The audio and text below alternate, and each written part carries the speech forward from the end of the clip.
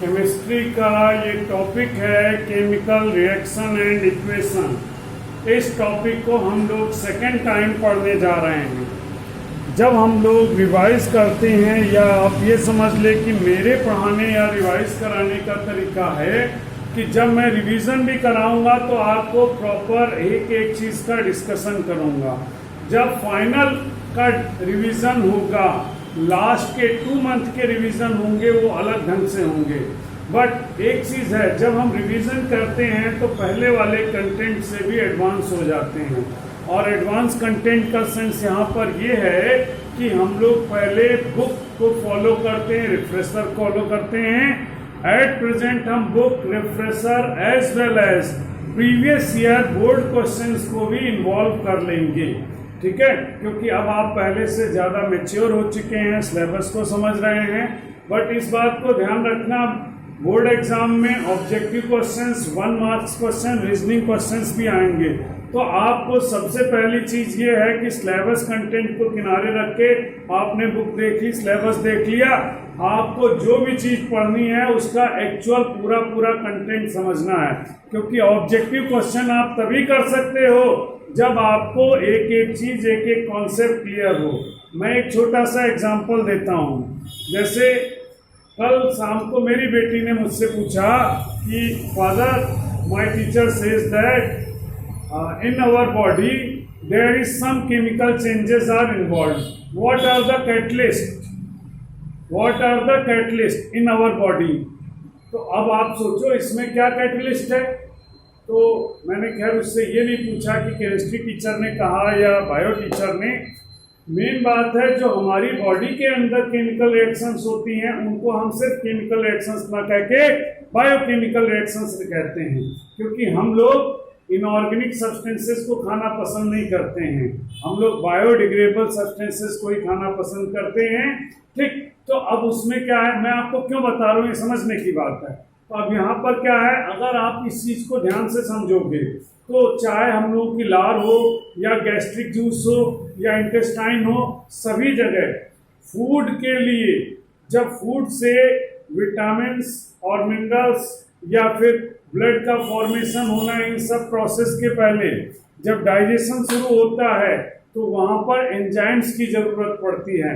And that enzymes behaves like a catalyst. अगर enzymes का secretion नहीं होता तो कोई भी केमिकल रिएक्शन नहीं होती।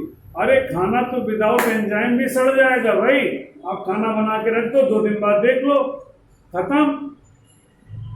खाना क्या है, खाना डिकम्पोज हो गया, बॉडी के अंदर भी डिकम्पोज होता है, लेकिन उसे हमारी ज़रूरत के अकॉर्डिंग कराने के लिए एंजाइम्स की ज़रूरत पड़ती। तो ये क्या है, ये केमिकल चेंज है।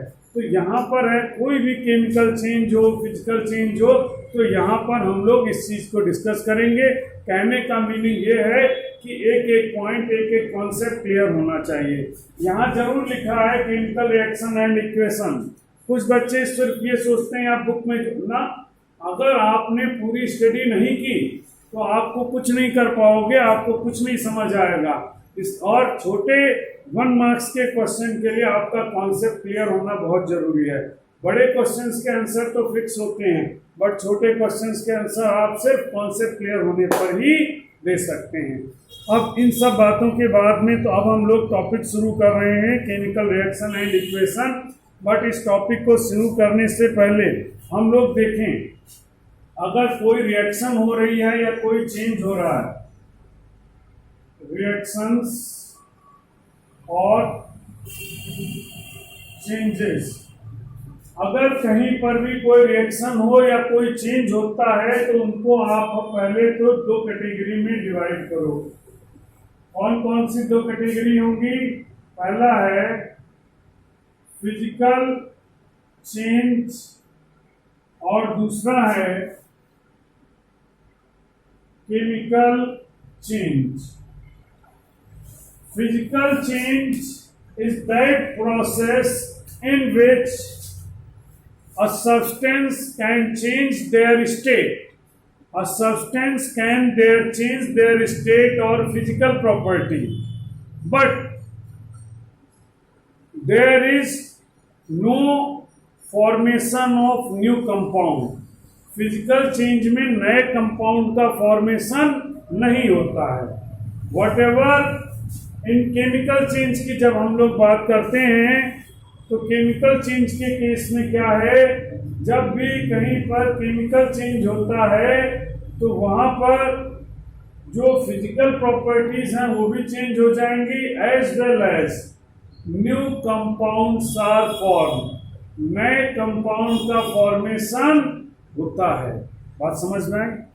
तो अगर हम लोग बात करते हैं चेंज की या फिर केमिकल चेंज की, तो उस सिचुएशन में आप ध्यान रखें क्या कंडीशन यहाँ पर हम लोग लेंगे।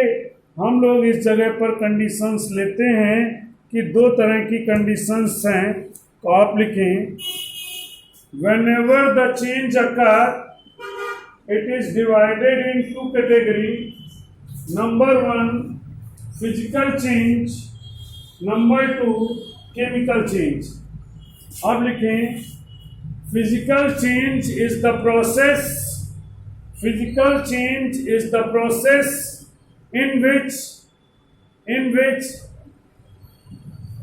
properties or physical properties are changed, properties or physical properties are changed, but there is no formation of new compound, there is no formation of new compound। ठीक, एग्जाम्पल के लिए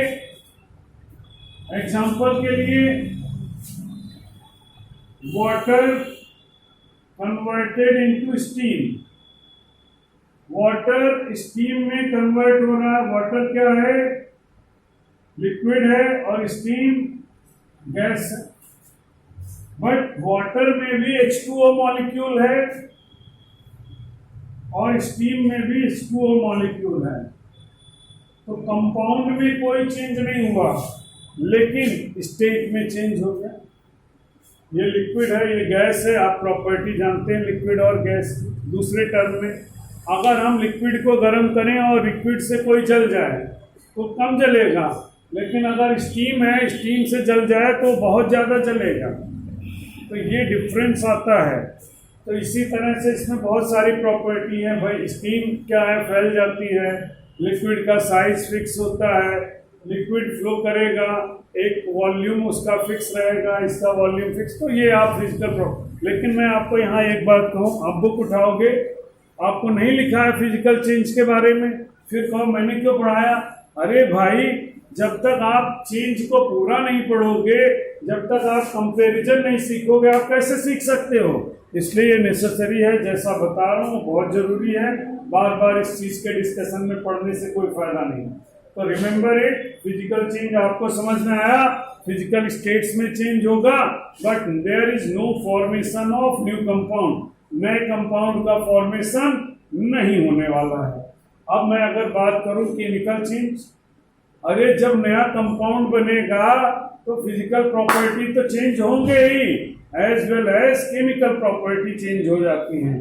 जबकि फिजिकल चेंज में no change in chemical property, ये याद रखना, no change in chemical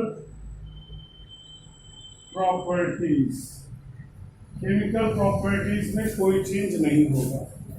अब मैं यहां पर आगे बात कर रहा हूं केमिकल चेंज की।